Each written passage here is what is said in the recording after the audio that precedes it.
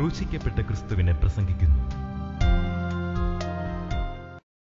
ദൈവത്തിന് സ്തോത്രം. യെശയ്യാ പ്രവാചകന്റെ പുസ്തകം 49 അധ്യായം 18 വാക്യവും 60 അധ്യായം 4 വാക്യവുമാണ് നമ്മുടെ ചിന്താവിഷയം.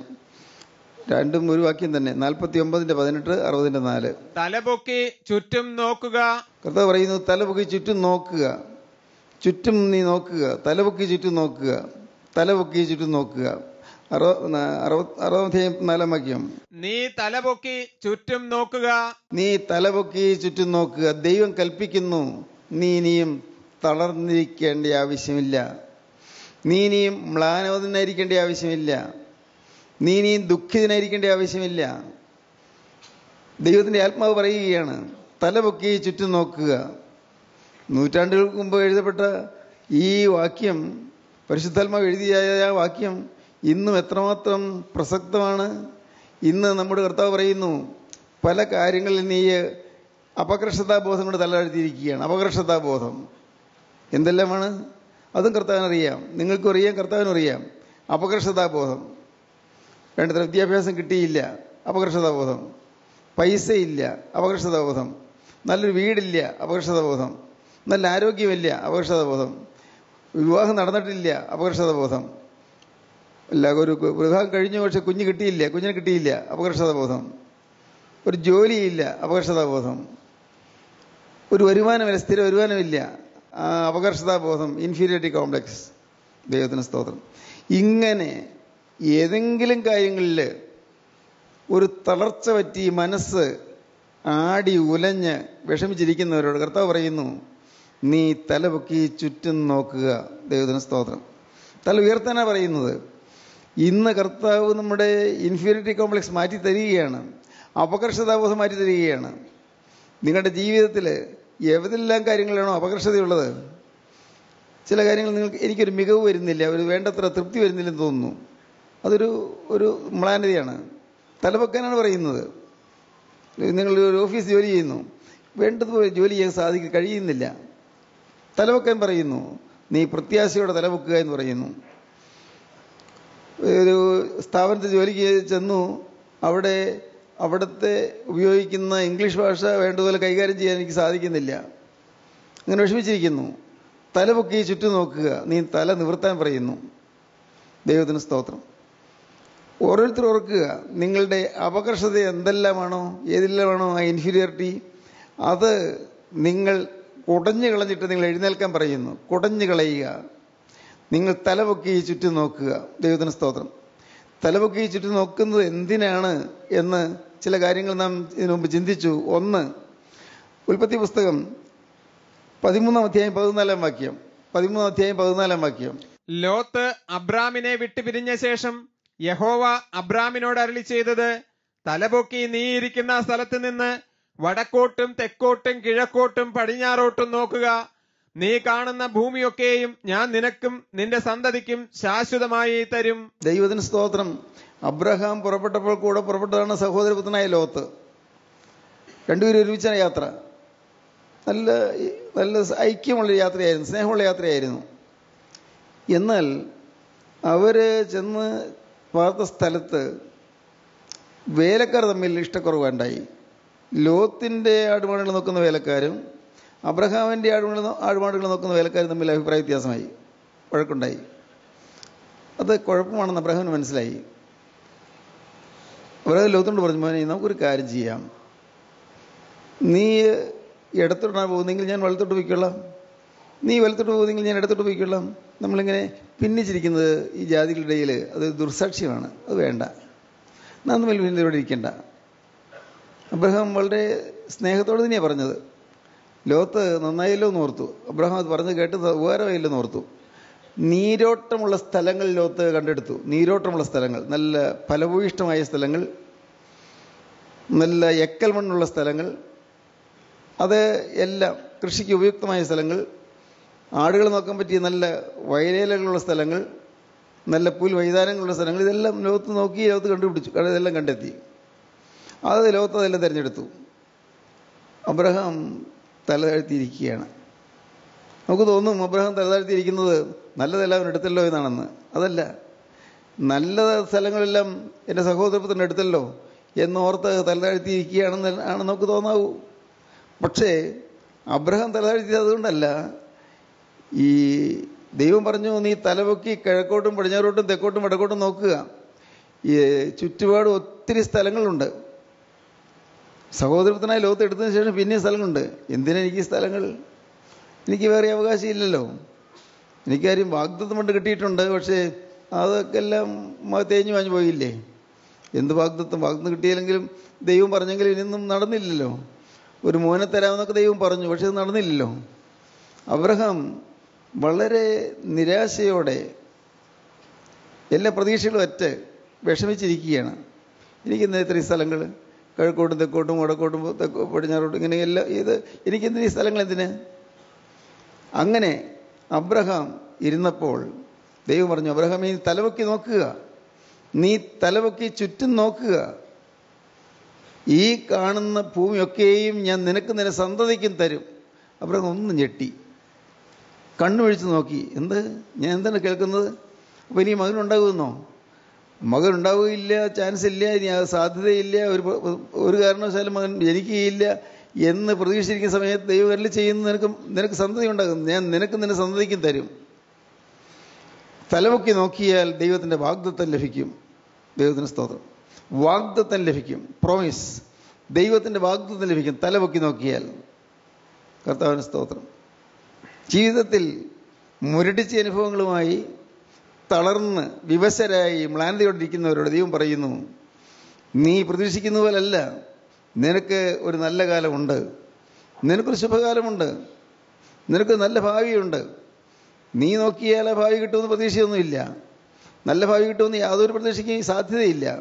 പക്ഷേ ജീവനുള്ള ദൈവം പറയുന്നു, മോനെ, നിനക്ക് ഞാൻ സന്തതിയെ തരും.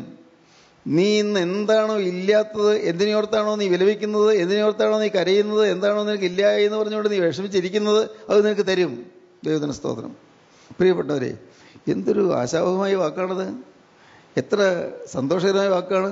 തലപൊക്കി ചുറ്റും നോക്കുക, സ്ഥലം കണ്ടു, നിനക്ക് നിന്റെ സന്തതിക്കും തരുമെന്ന്. സന്തതി ഉണ്ടാകും, ഉറപ്പ് കിട്ടി. പിന്നെയും കാര്യം വാഗ്ദത്തം കിട്ടി, പക്ഷേ ഇതൊന്നും നടന്നില്ല. വർഷങ്ങൾ പോവുകയാണ്. 24 വർഷം കഴിഞ്ഞു. 24 വർഷം. അപ്പോഴാണ് അബ്രഹാമിന്റെ കൂടാരവാതിൽക്കൽ ദൈവം വന്നത്. 18 അധ്യായം 1 വാക്യം മുതൽ വായിക്കാം. അനന്തരം യഹോവ അവന് മമ്രയുടെ തോപ്പിൽ വെച്ച് പ്രത്യക്ഷനായി. വെയിലുറച്ചപ്പോൾ അവൻ കൂടാരവാതിൽക്കൽ ഇരിക്കുകയായിരുന്നു. അവൻ തലപൊക്കി നോക്കിയപ്പോൾ 3 പുരുഷന്മാർ തന്റെ നേരെ നിൽക്കുന്നത് കണ്ടു. ദൈവത്തിന് സ്തോത്രം. അബ്രഹാം ഈ 24 വർഷവും പ്രതീക്ഷിച്ചു, പക്ഷേ ഇപ്പോൾ ആശ തീർന്നു. ദൈവം കാര്യം വാഗ്ദത്തം തന്നതാണ്, അതൊന്നും എനിക്ക് നടക്കാൻ പോകുന്നില്ല, എനിക്ക് നല്ല യോഗ്യതയില്ല. ദൈവം നല്ല വാഗ്ദത്തം തന്നത്, പക്ഷേ എനിക്ക് അതൊന്നും കിട്ടാനുള്ള അർഹതയില്ലല്ലോ. ഞാൻ ഒരു സാധു മനുഷ്യൻ, എനിക്ക് ആരാ ഉള്ളത്? നിരാശയിൽ കുമ്പിട്ട് തലതാഴ്ത്തിയിരിക്കുകയാണ് കൂടാരവാതിൽക്കൽ. അബ്രഹാം കൂടാരവാതിൽക്കൽ തലതാഴ്ത്തി അങ്ങനെ മുനിഞ്ഞിരിക്കുകയാണ്, തളർന്നിരിക്കുകയാണ്. സാറ അകത്തുണ്ട്. അകത്ത് സാറായിയുടെ ഇടയ്ക്കുള്ള നെടുവീർപ്പുകൾ കേൾക്കാം. രണ്ടുപേരും നിരാശരാണ്. നിരാശരായിരിക്കുന്നവരിടയിലേക്ക് ജീവനുള്ള ദൈവം വന്ന് പറയുന്നു, തലപൊക്കി നോക്കുക. അബ്രഹാം തലപൊക്കി നോക്കി. അബ്രഹാം തലപൊക്കി നോക്കിയപ്പോൾ 3 പുരുഷന്മാർ വന്ന് നിൽക്കുന്നു. ഇതാരാണിത്? അവർ നോക്കിയപ്പോൾ അബ്രഹാം പെട്ടെന്ന് മനസ്സിലായി, ഇത് സാധാരണക്കാരല്ല. 2 ദൈവദൂതന്മാരും കർത്താവായ യേശുക്രിസ്തുവും കൂടി വന്നിരിക്കുകയാണ്. എന്ത്? ഒരു പാവപ്പെട്ട മനുഷ്യൻ്റെ അരികിലേക്ക് ജീവനുള്ള ദൈവം ഇറങ്ങി വന്നിരിക്കുന്നു. സ്തോത്രം. നിങ്ങൾക്ക് അനുഭവം കിട്ടിയിട്ടുണ്ടോ? യേശുക്രിസ്തു തൻ്റെ മഹത്വമേറിയ ദൂതന്മാരുമായി നിങ്ങളെ സന്ദർശിക്കുന്ന അനുഭവം നിങ്ങൾക്ക് കിട്ടിയിട്ടുണ്ടോ? നിങ്ങൾ വലയുന്ന സമയങ്ങളിൽ, നിങ്ങളേങ്ങലടിക്കുന്ന സമയങ്ങളിൽ, നിങ്ങൾ വിതുമ്പി കരഞ്ഞുകൊണ്ടിരിക്കുന്ന സമയങ്ങളിൽ യേശുക്രിസ്തു അരികിലേക്ക് വരുന്ന നിങ്ങൾക്ക് തോന്നിയിട്ടുണ്ടോ? അനുഭവം കിട്ടിയിട്ടുണ്ടോ? ഇല്ലെങ്കിൽ അത് തരാമെന്നാണ് കർത്താവ് പറയുന്നത്. സ്തോത്രം. ആ അനുഭവം തരാമെന്ന് പറഞ്ഞുകൊണ്ടാണ് കർത്താവ് വരുന്നത്. 3 പുരുഷന്മാർ നിൽക്കുന്നു. അബ്രഹാം തലപൊക്കി നോക്കിയപ്പോൾ 3 പുരുഷന്മാരെ കണ്ടു. എന്ത് ചെയ്തു? അബ്രഹാം ഓടിച്ചെന്നു. അബ്രഹാം മനസ്സിലായി, സാധാരണക്കാരല്ല വന്നിരിക്കുന്നത്, ഈ വന്നിരിക്കുന്ന അതിഥികൾ നിസ്സാരരല്ല. അബ്രഹാം ഓടിച്ചെന്നു, നിലം വരെ കുനിഞ്ഞു, സാഷ്ടാംഗം വീണു.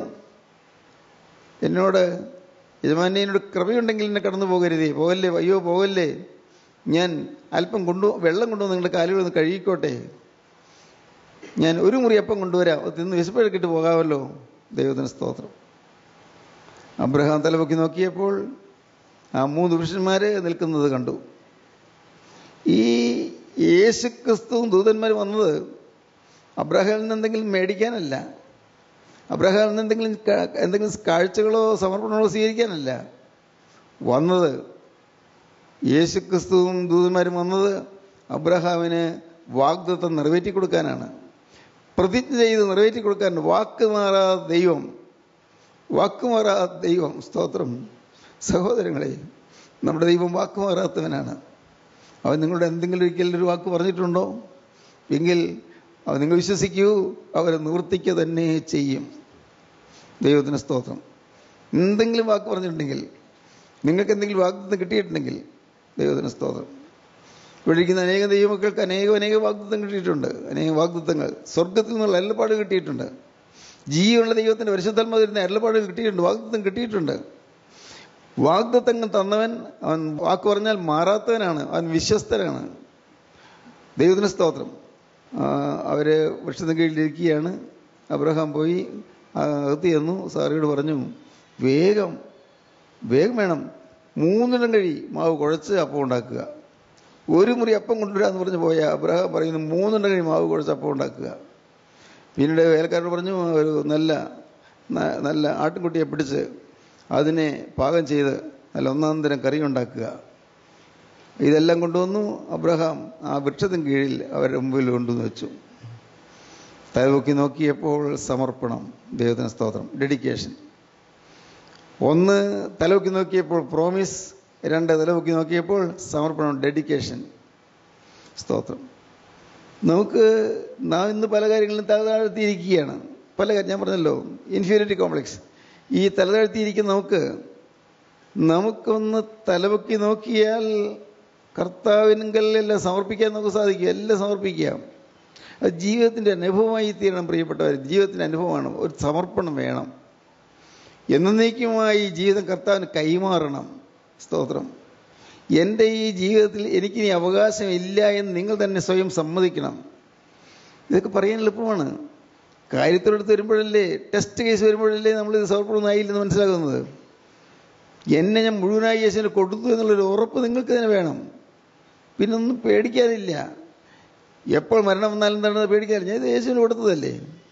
ഈ ജീവിതം, മുഴുവൻ ജീവിതവും മുഴുവൻ ആയുസ്സും യേശുവിന് കൊടുത്തതല്ലേ. എന്ത് പേടിക്കാൻ? നല്ല പ്രത്യാശ. ജീവിതം യേശുവിന് കൊടുത്തു എന്നുള്ള പ്രത്യാശ ഉണ്ടെങ്കിൽ, ആ സമർപ്പണം കൃത്യമാണെങ്കിൽ തീർച്ചയായിട്ടും നിങ്ങൾക്ക് ധൈര്യത്തോടെ മുന്നോട്ട് പോകാം. അബ്രഹാമിന് ഈ ഇതെല്ലാം കൊടുത്തു കഴിഞ്ഞ്, അബ്രഹാം അതിഥികൾക്ക് ഇതെല്ലാം കൊടുത്തു കഴിഞ്ഞപ്പോൾ യേശുക്രിസ്തു അബ്രഹാമിനോട് പറയുകയാണ്, 1 ആണ്ട് കഴിയുമ്പോൾ നിനക്ക് ഒരു മകനുണ്ടാകും. ദൈവത്തിന് സ്തോത്രം. കഴിഞ്ഞ 24 കൊല്ലമായി കാത്തിരിക്കുന്ന സംഭവം നടക്കാൻ പോവുകയാണ്. സാറ വാതിലിന് മറിയുന്നുണ്ട്, കേൾക്കുന്നുണ്ട്. അബ്രഹാമാണ് ഈ അതിഥികളോട് സംസാരിക്കുന്നത്. സാറ കേട്ടു. സാറ ഉള്ളുകൊണ്ട് ചിരിച്ചു. ഒന്ന് വായിക്കാം, ഭാഗം ഒന്ന് വായിക്കാം. ദൈവത്തിന് സ്തോത്രം. 9-ാം വാക്യം മുതൽ. അവർ അവനോട്, നിന്റെ ഭാര്യ സാറ എവിടെയെന്ന് ചോദിച്ചതിന്, കൂടാരത്തിലുണ്ട് എന്ന് അവൻ പറഞ്ഞു. 1 ആണ്ട് കഴിഞ്ഞിട്ട് ഞാൻ നിന്റെ അടുക്കൽ മടങ്ങി വരും, അപ്പോൾ നിന്റെ ഭാര്യ സാറയ്ക്ക് ഒരു മകനുണ്ടാകുമെന്ന് അവൻ പറഞ്ഞു. സാറ കൂടാരവാതിൽക്കൽ അവന്റെ പിൻവശത്തെ കേട്ടുകൊണ്ട് നിന്നു. എന്നാൽ അബ്രഹാമും സാറയും വയസ്സ് ചെന്ന വൃദ്ധരായിരുന്നു. സ്ത്രീകൾക്കുള്ള പതിവ് സാറയ്ക്ക് നിന്നുപോയിരുന്നു. ആകയാൽ സാറ ഉള്ളുകൊണ്ട് ചിരിച്ചു. വൃദ്ധയായിരിക്കുന്ന എനിക്ക് സുഖഭോഗമുണ്ടാകുമോ? എന്റെ ഭർത്താവും വൃദ്ധനായിരിക്കുന്നു എന്ന് പറഞ്ഞു. ദൈവത്തിന് സ്തോത്രം. സാറ ഉള്ളോട് ചിരിച്ചു. എന്തു വാക്കായി കേൾക്കുന്നത്? സ്ത്രീകൾക്കുള്ള പീരിയഡ്സ് എല്ലാം നിന്നുപോയി. ഞങ്ങൾ 2 പേരും വൃദ്ധരാണ്. വയസ്സിൽ ചെന്ന് ഇനി കുഞ്ഞുണ്ടാകാനുള്ള യാതൊരു സാധ്യതയുമില്ല. ഇനി ഈ വാർദ്ധക്യത്തിലാണോ ഞാൻ കുഞ്ഞിനെ പ്രസവിക്കുന്നത്? സാറയ്ക്ക് അത് വിശ്വസിക്കാൻ കഴിഞ്ഞില്ല. ദൈവത്തിന് സ്തോത്രം. പ്രിയപ്പെട്ടവരെ, നിങ്ങൾ കേൾക്കൂ. ജീവനുള്ള ദൈവം നിങ്ങളുടെ ജീവിതത്തിൽ കടന്നു വന്ന് ചില കാര്യങ്ങൾ ചെയ്യാൻ തുടങ്ങുമ്പോൾ അത്ഭുതങ്ങളായിരിക്കും. അത്ഭുതങ്ങൾ. എങ്ങനെ ഈ മഹാവലിയ പർവ്വതം മാറിപ്പോകും നിങ്ങൾ ചിന്തിക്കും. ഇതെങ്ങനെ മാറിപ്പോകും? കഴിഞ്ഞ ദിവസത്തിൽ ഞാൻ പറഞ്ഞതുപോലെ ഈ കല്ല് ആര് ഉരുട്ടി മാറ്റിത്തരും? കല്ല്, വലിയൊരു കല്ല്, ഇത് ആര് ഉരുട്ടി മാറ്റിത്തരും? കല്ല് ഉരുട്ടിത്തരാൻ ആരുമില്ലല്ലോ. ഞങ്ങൾ പാവപ്പെട്ട സ്ത്രീകൾ വിചാരിച്ചാൽ കല്ല് മാറ്റാൻ പറ്റുമോ? കർത്താവായ യേശുക്രിസ്തുവിനെ അടക്കം ചെയ്ത പരിമിതിക്കാരൻ യോസേഫിൻ്റെ കല്ലറയുടെ മുഖത്ത് വെച്ചിരുന്നതായ കല്ല് 8-10 പേര് വളരെ ശക്തമായി വലിച്ചാൽ മാത്രമേ ആ കല്ല് മാറുകയുള്ളൂ. ഈ പാവപ്പെട്ട സ്ത്രീകൾ 2 പേര് വിചാരിച്ചാൽ എന്ത് സാധിക്കാനാണ്? നമ്മുടെ മുമ്പിൽ നിന്ന് കല്ല് ഉരുട്ടിക്കളയുമെന്ന് അവർ തമ്മിൽ പറഞ്ഞു. നോക്കിയപ്പോൾ കല്ല് ഉരുട്ടിക്കളയുന്നതായി കണ്ടു. അത് ഏറ്റവും വലുതായിരുന്നു. സ്തോത്രം. ഇന്ന് നിങ്ങളുടെ പലരുടെയും ജീവിതത്തിൽ ഒരു പ്രതീക്ഷയില്ലാത്ത ചില കാര്യങ്ങളുണ്ട്. എനിക്കൊരു വിവാഹം ഉണ്ടാകുമോ? എനിക്കൊരു കുഞ്ഞുണ്ടാകുമോ? എനിക്കൊരു വരുമാനമാർഗം ഉണ്ടാകുമോ? എനിക്ക് ഈ പരീക്ഷ ജയിക്കാൻ സാധിക്കുമോ? ഭൗതികമായ കാര്യങ്ങളാണ് ഞാൻ പറയും, ഭൗതികമായ കാര്യങ്ങൾ. ആത്മീയമായ കാര്യങ്ങളിലേക്ക് വരുമ്പോൾ കാര്യം കുറച്ചുകൂടി ഗൗരവമാണ്. എൻ്റെ കോപം മാറുമോ? ഒരു ചെറുപ്പക്കാരൻ ചോദിച്ചു, സാറേ ഞാൻ എത്ര ശ്രമിച്ചിട്ടും മാറുന്നില്ല. ഞാൻ തീരുമാനമൊക്കെ എടുത്തു, പക്ഷേ പെട്ടെന്ന് ഞാൻ കോപിച്ചു പോകും. ഞാൻ എന്ത് ചെയ്യും? ദൈവത്തിന് സ്തോത്രം. ഞാനൊരു കഥ പറഞ്ഞു കൊടുത്തു. ഫോണിൽ കൂടിയാണേ, ആളാരെന്നും എനിക്കറിയാൻ പാടില്ല. ഞാനൊരു കഥ പറഞ്ഞു കൊടുത്തു. ഒരു താപസുണ്ടായിരുന്നു, ഒരു സന്യാസിയുടെ അടുക്കൽ ഒരു ചെറുപ്പക്കാരൻ ചെന്നു. പറഞ്ഞു, ഗുരു, എനിക്ക് ഭയങ്കര കോപം മാറുന്നില്ല. ഞാൻ എത്രയായാലും മാറുന്നില്ല, വിഷമിക്കുക. നീ ഒരു കാര്യം ചെയ്യുന്ന ഒരു 2 ആഴ്ച ഉപവാസം എടുത്ത് പ്രാർത്ഥിച്ചിട്ട് വാ, ഇപ്പോഴത്തേക്കും മാറിക്കോളും. 2 ആഴ്ച കഴിഞ്ഞ് അവൻ വന്നു. ഗുരു, അതേ നടന്നില്ല കേട്ടോ, എനിക്ക് എൻ്റെ കോപം മാറുന്നില്ല, എത്ര ശ്രമിച്ചിട്ടും മാറുന്നില്ല. ഒരു കാര്യം ചെയ്യും, 2 ആഴ്ച കൂടി ഉപവാസം എടുക്കുക. അവൻ പോയി 2 ആഴ്ച കഴിഞ്ഞ് പ്രാർത്ഥിച്ച് ഉപവാസമൊക്കെ ഇരുന്നു. പക്ഷേ അവൻ പിന്നെ വന്നപ്പോഴും അത് തന്നെ പറയുന്നത്, ഗുരു, എൻ്റെ കോപം മാറുന്നില്ലല്ലോ, ഞാൻ എന്ത് ചെയ്യും? അപ്പോൾ അദ്ദേഹം പറഞ്ഞു, ഒരു കാര്യം ചെയ്യുക, നീ ഒരു 21 ദിവസം ഉപവാസം എടുത്തിട്ട് വാ. 21 ദിവസം, 2-3 ആഴ്ച. 21 ദിവസം കഴിഞ്ഞ് അവൻ വന്നു. ഗുരു, ഞാൻ കാര്യം അങ്ങ് പറഞ്ഞതുപോലെ ഞാൻ ഉപവാസമൊക്കെ എടുത്തു, പക്ഷേ എൻ്റെ കോപം മാറുന്നില്ല. എന്നാ ചെയ്യുന്നേ? എനിക്കറിയാൻ പാടില്ല, എന്ത് ചെയ്യണമെന്ന് എനിക്കറിയാൻ പാടില്ല. അദ്ദേഹം അക്ഷോഭ്യനായിട്ടിരിക്കുകയാണ്. ചെറുപ്പക്കാരൻ എന്താ ഒന്നും മിണ്ടുന്നില്ലേ? എന്നോട് ഉപവാസം എടുക്കാൻ പറഞ്ഞു, എന്നോട് പ്രാർത്ഥിക്കാൻ പറഞ്ഞു, അത് സാധിച്ചില്ല, എനിക്ക് അങ്ങേക്കൊന്നും പറയാനില്ലേ? അതൊന്നും മിണ്ടുന്നില്ല. ദേഷ്യം വന്നു അവന്. ആ ചെറുപ്പക്കാരൻ പെട്ടെന്ന് ദേഷ്യം വന്നു. അവൻ ഉച്ചത്തിൽ ഈ ഗുരുവിനെ, സന്യാസിയെ ആക്ഷേപിക്കാൻ തുടങ്ങി, ചീത്ത വാക്കുകൾ പറയാൻ തുടങ്ങി, അങ്ങ് വല്ലാതെ നൊമ്പരപ്പെടുത്തുന്ന വാക്കുകൾ പറയാൻ തുടങ്ങി. ഇതെല്ലാമായിട്ട് ഈ ഗുരു കൊണ്ട് അക്ഷോഭ്യനായിട്ടിരിക്കുകയാണ്. ഒന്നും മിണ്ടുന്നില്ല. കുറേ നേരം ഇങ്ങനെ ചീത്ത വിളിച്ച് കഴിഞ്ഞപ്പോൾ അവന് നിർത്തണം തോന്നി. ചോദിച്ചു, ഗുരു, ഞാൻ ഇത്ര നേരം ഇങ്ങനെയൊക്കെ പറഞ്ഞിട്ടും അങ്ങക്കൊരു കോസലില്ലല്ലോ, ഒന്നും മിണ്ടുന്നില്ലല്ലോ. ഇത്രയും ഞാൻ അങ്ങ് ആക്ഷേപിച്ച് പറഞ്ഞിട്ടും അങ്ങെന്താ മിണ്ടാത്തത്? അല്ല, നീ പറഞ്ഞൊന്നും ഞാൻ സ്വീകരിച്ചില്ലല്ലോ. അല്ല, ഞാൻ അങ്ങയോടല്ലേ പറഞ്ഞേ, അങ്ങേ അല്ലേ കുറ്റപ്പെടുത്തി ഞാൻ സംസാരിച്ചത്? അങ്ങൊന്നും മിണ്ടാത്ത, അങ്ങക്ക് ഒരു പ്രതികരണവും ഇല്ലേ? പ്രതികരണം ഉണ്ടായിരുന്ന നീ പറഞ്ഞൊന്നും ഞാൻ സ്വീകരിച്ചില്ലല്ലോ. അദ്ദേഹം പറഞ്ഞു, നിൻ്റെ കയ്യിൽ ഒരു 100 രൂപ ഉണ്ടെന്നിരിക്കട്ടെ, ആ 100 രൂപ എൻ്റെ നേരെ വെച്ച് നീട്ടി. ഞാൻ ആ രൂപ ഞാൻ വാങ്ങിയില്ല. അപ്പോൾ പിന്നെ ആ രൂപ ആരുടെ കയ്യില? നിൻ്റെ കയ്യിൽ തന്നെ. എന്നതുപോലെ നീ കോപിച്ച് പറഞ്ഞ വാക്കുകളൊന്നും ഞാൻ സ്വീകരിച്ചിട്ടില്ല, നിൻ്റെ കയ്യിൽ തന്നെ ഇരിക്കുന്നു. നിൻ്റേതാണത്, എൻ്റെ കയ്യിൽ ഞാൻ വാങ്ങിയിട്ടില്ല. ദൈവത്തിന് സ്തോത്രം. ഈ ഒരു ഉദാഹരണ കഥ ഞാൻ ചെറുപ്പക്കാരന് പറഞ്ഞു കൊടുത്തു. അതുകൊണ്ട് ജീവിതത്തിൽ നാം തോറ്റുകൊണ്ടിരിക്കുന്ന വിഷയങ്ങളിൽ, ജയിക്കാൻ ആഗ്രഹിക്കുന്ന വിഷയങ്ങളിൽ ചീത്ത ചിന്തകൾ, വളരെ മ്ലേച്ഛമായ വികാരങ്ങൾ, ആഗ്രഹങ്ങൾ, മോഹങ്ങൾ, താല്പര്യങ്ങൾ. ഈ സാക്ഷ്യം പറയുന്നവരെല്ലാവരും പറയുന്ന ഒരു വാക്ക് നിങ്ങളുടെ എല്ലാവരുടെയും ഹൃദയത്തിലുള്ളതായ ഒരു കാര്യമാണ്, അശുദ്ധ ചിന്തകളെന്ന്. അശുദ്ധ ചിന്തകൾ പ്രവൃത്തിയിലേക്ക് പോകുന്നില്ല, പക്ഷേ അശുദ്ധ ചിന്തകൾ മനുഷ്യൻ്റെ ജീവിതത്തെ ഉലച്ചുകൊണ്ടിരിക്കുന്ന ഒരു ഭീകര പിശാചാണ് അശുദ്ധ ചിന്തകൾ. അത് മാറണമെങ്കിൽ അതിനുവേണ്ടി കർത്താവിന് കൃപയ്ക്ക് വേണ്ടി യാചിച്ചേ പറ്റൂ. മുട്ടിപ്പായിട്ട് യാചിക്കണം, മുട്ടിപ്പായി പ്രാർത്ഥിക്കണം. ഇത് മാറാതെ ഞാൻ അടങ്ങുകയില്ല എന്നുള്ള വാശിയോട് പ്രാർത്ഥിക്കണം. ഇത് നീ എനിക്ക് മാറ്റി തരണമെന്ന് നിങ്ങൾ വാശി പിടിച്ച് പ്രാർത്ഥിക്കണം. ദൈവസന്നിധിയിൽ നീ അനുഗ്രഹങ്ങളും ജയജീവിതവും പിടിച്ചു വാങ്ങണം. ദൈവത്തിന് സ്തോത്രം. ഈ സാറ വിചാരിച്ചു, ഇനി ഈ വാർദ്ധക്യകാലത്ത് എനിക്ക് കുഞ്ഞുണ്ടാകുമോ? ഇനിയുണ്ടൊരു സുഖഭോഗം? ഇല്ലല്ലോ. ആ പ്രതീക്ഷയെല്ലാം പോയല്ലോ. ദൈവത്തിന് സ്തോത്രം. പക്ഷേ ദൈവം വന്നത് അബ്രഹാമിൻ്റെ സമർപ്പണം വാങ്ങാനാണ്. തലപൊക്കി നോക്കി സമർപ്പണം ലഭിച്ചു. അതുമൂലം ഉണ്ടായത് സമർപ്പണം കഴിഞ്ഞപ്പോൾ അടുത്ത് തന്നെ അതിൻ്റെ പ്രതിഫലം ഉണ്ടായി. സാറ ഗർഭിണിയായി, ഇസ്ഹാക്കിനെ പ്രസവിച്ചു. ദൈവത്തിന് സ്തോത്രം. നിങ്ങൾ ഇന്ന് ഈ വാക്കുകളെ കേൾക്കുമ്പോൾ നിങ്ങൾ ഇരിക്കുന്നിടത്ത് ഇരുന്നുകൊണ്ട് നിങ്ങൾക്ക് പറയാൻ പറ്റുമോ? നിങ്ങൾ ചിന്തിച്ച് നോക്കൂ, പറയാൻ പറ്റുമോ ഞാനും എനിക്കുള്ളതെല്ലാം യേശുവിൻ്റേതാണെന്ന്? വാക്കാൽ പറയുന്നതല്ലത്, നമ്മുടെ ജീവിതത്തിൽ അനുഭവമാകണം.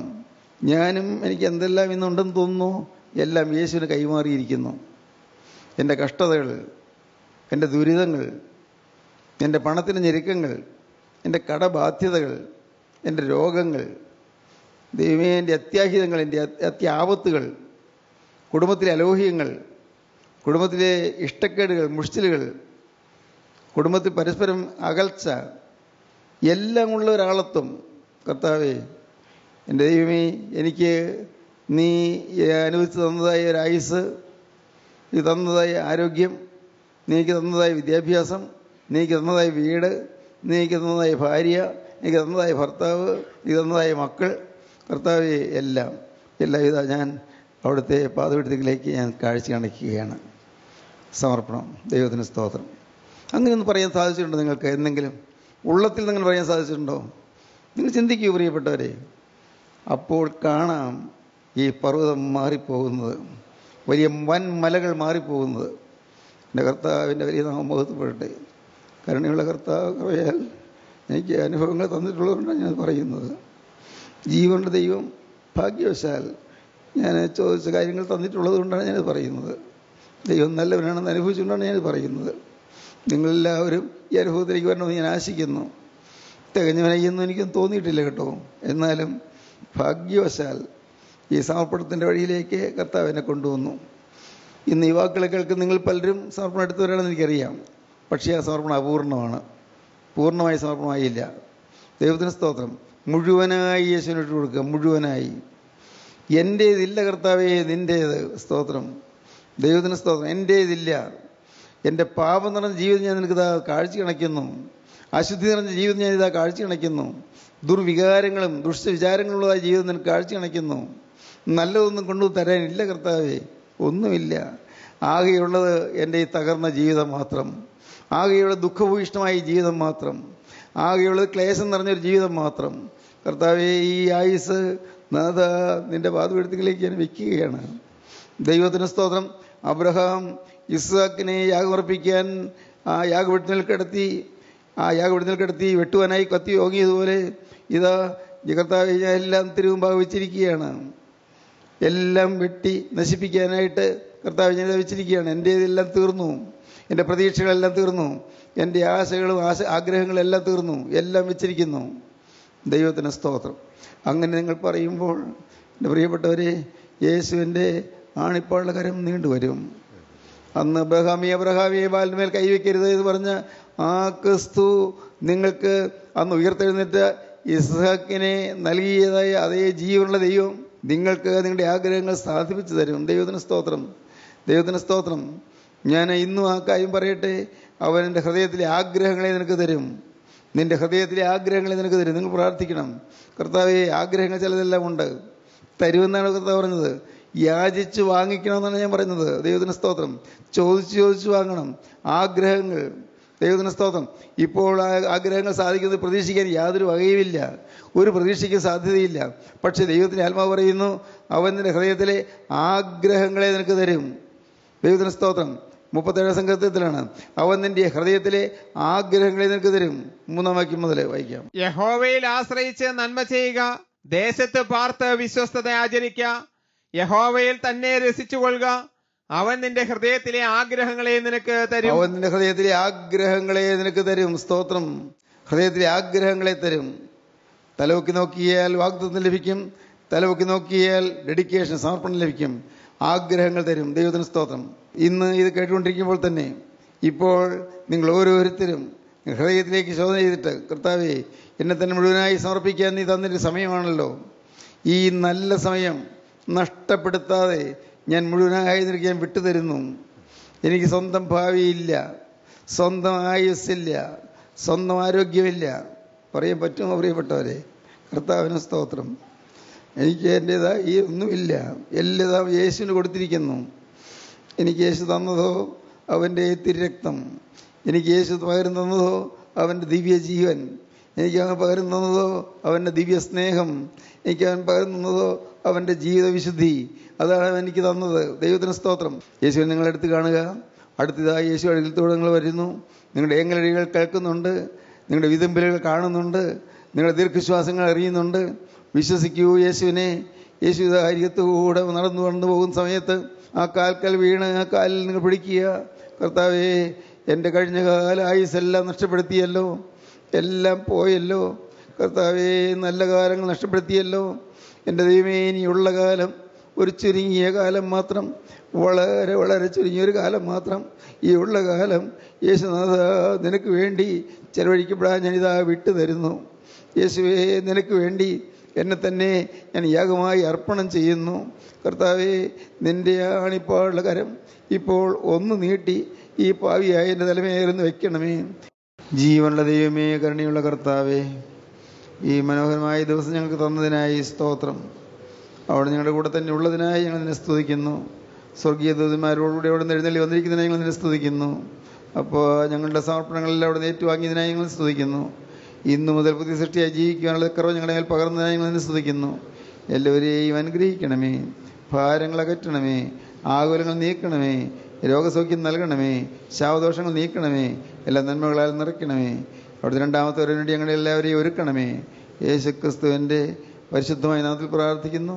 കൃപയോടെ കേൾക്കണം പിതാവേ. ആമീൻ. ഹല്ലേലൂയ.